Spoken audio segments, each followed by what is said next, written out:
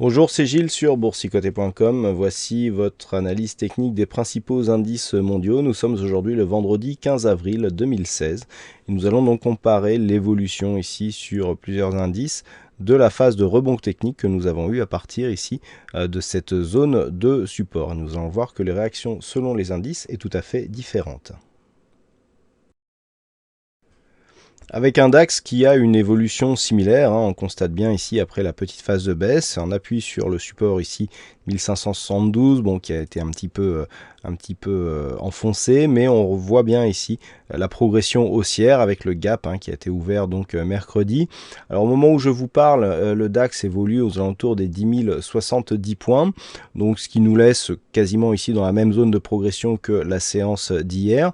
On voit bien que le DAX ici, de par sa figure, chercherait à remonter et inscrit lui aussi une configuration en anse avec tasse ici, et que la rupture de cette zone des 10 112 points pourrait provoquer une poursuite du mouvement, voire même une accélération. On peut voir aussi que malgré le gap et malgré les bougies relativement puissantes sur l'indice, que nous ne sommes pas du tout sur une phase de surachat. Au contraire, on est dans pleine dynamique ici, malgré des volumes qui semblent se tasser légèrement. Donc on reste sur une opinion haussière ici sur le DAX, mais avec confirmation sur rupture haussière de cette zone des 10 112 points. Sur le FTSE, on matérialise d'une manière différente, puisqu'il n'y avait pas eu de réelle consolidation, puisque c'était plus lié à la zone euro.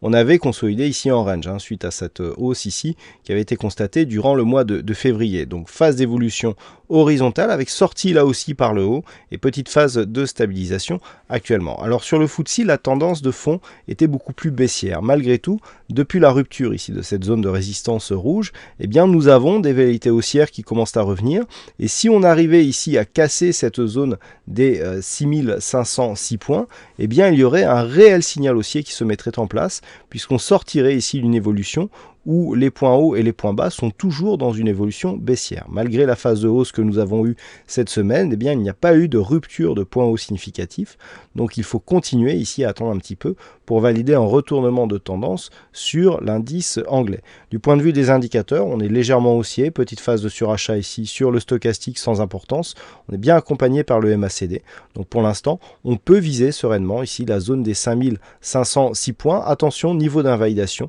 si les cours venaient à repasser sous la zone des 6088 points.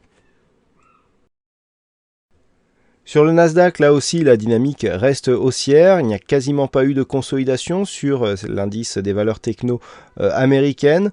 Nous sommes ici sur une continuité haussière avec un changement de dynamique. On avait une dynamique plus forte ici sur la première partie de la hausse. On a cassé ici la zone des 4287 points pour finalement s'orienter dans une dynamique toujours haussière, mais un peu moins forte, avec ici des beaux rebonds sur la moyenne mobile 20 exponentielle. Donc pour l'instant, on est sur une phase de continuité. On a cassé ici une zone de résistance à 4551 points. Alors un petit peu comme sur le S&P 500, il faudrait vraiment revenir ici sur les 4680, voire les 4740 points, pour redynamiser ici la dynamique moyen-long terme. Tant que l'on reste ici sous ces zones, on est toujours dans une neutralisation moyen-long terme. Par contre, sur rupture ici haussière de ces zones, on repasserait sur un flux haussier. Par contre, tout cela doit se faire sans venir invalider ici cette zone de point bas à 4234 points. Pour l'instant, on en est relativement loin, mais donc on recommence à regarder vers le haut sur le Nasdaq suite à l'impulsion de cette semaine. Sur le Nasdaq, la configuration est sensiblement identique au S&P 500, sauf que la dynamique est un peu moins forte. On avait une première dynamique ici qui a été cassée assez rapidement. Vous voyez qu'ici, nous montons avec une deuxième dynamique, mais qui est moins forte, mais où on sent que le biais haussier est un peu plus vigoureux quelque part, puisqu'on n'a pas cassé des précédents points bas significatifs. On continue à venir tester ici la bande de Bollinger supérieure. Donc pour l'instant, les cours se sont stabilisés au-dessus de cette zone ici des 4478 points.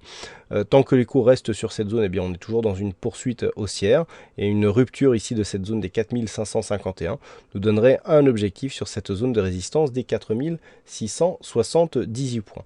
On reste haussier d'un point de vue court terme dans un contexte où la tendance moyen terme se neutralise. Et enfin, sur le Nikkei, on reste sur une neutralisation au sein d'un mouvement plutôt baissier. On le voit sur cette phase. Depuis les points hauts ici à 21 000 points sur le Nikkei, eh bien, on est toujours dans une phase de consolidation. Ce n'est pas la hausse de cette semaine qui va tout changer. Donc on attend ici au moins une rupture haussière des 17 291 points.